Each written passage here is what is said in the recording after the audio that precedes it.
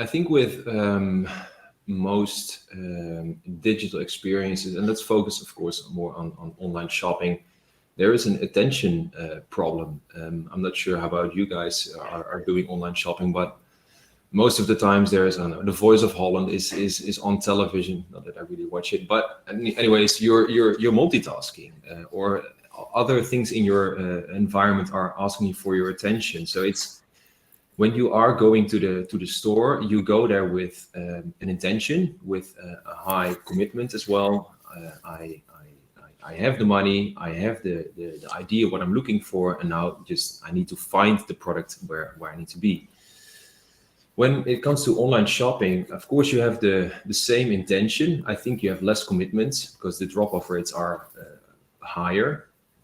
But what you are confronted with from the start, I think it's an overload of information and products, and so that choice overload, what I'm talking about, is something that you want to reduce. It's how can you make sure that the right products for the right users are being highlighted at the right time.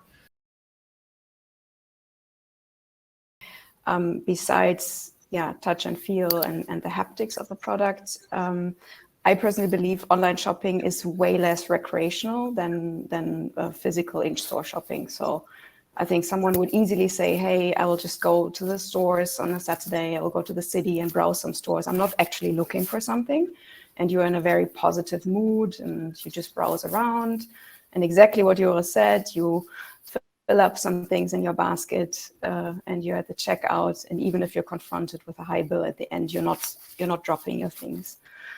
Online, I think we have a different consumer in front of us. You have a needs-driven consumer or somebody who knows exactly what they want. So we have a different mindset in front of us. And this can be even somebody who is super price sensitive. We all know a quick price comparison is just one click away. So I think for us as digital sellers or digital commerce experts here, we have to make sure that our message is even sharper online and we put the right product in front of the consumer even faster.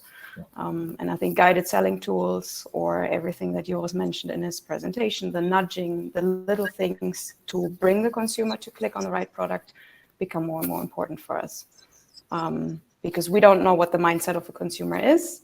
And in store, you always have the opportunity as a store staff to kind of like sense what mood somebody is in and what kind of need they have. We have to be sharper and quicker when we do that online. So the conversion impact for our fit finder that you also had in your presentation, Joris, is amazing. I think it's fourfold at the moment of what we see. So the people that are engaging with our fit finder, they convert 4 times better than our non-engagers.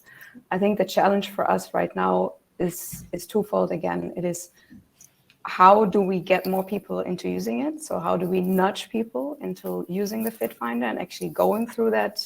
It maybe takes a minute if you have to measure yourself a little bit more, but it is in the end a commitment.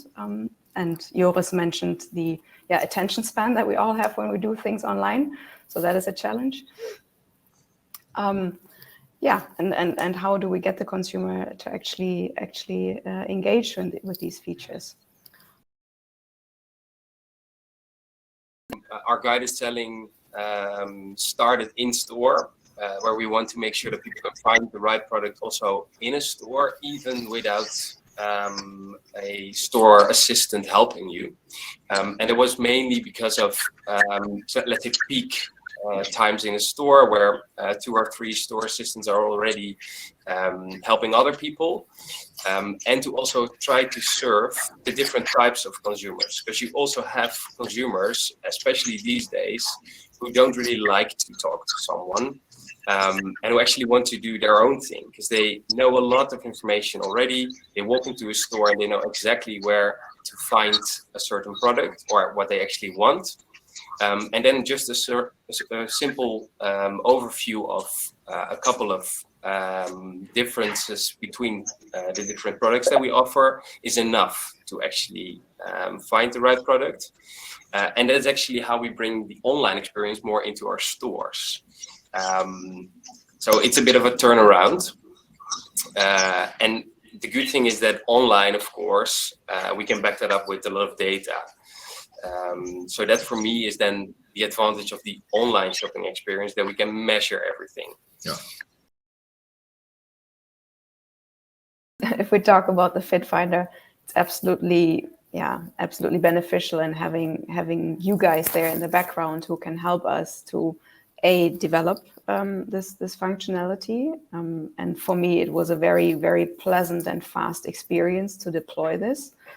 So I can just recommend that to the listeners out there. If you're interested in this, it's super important to get something off the ground fast, because when you think about guided selling, you have these millions of questions.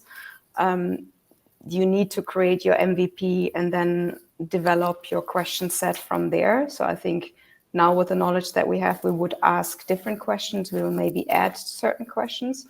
So if you do this in-house or with your own development team or the development partner, this becomes a monster of a project. So I think you guys enabled us to start lean and develop from there.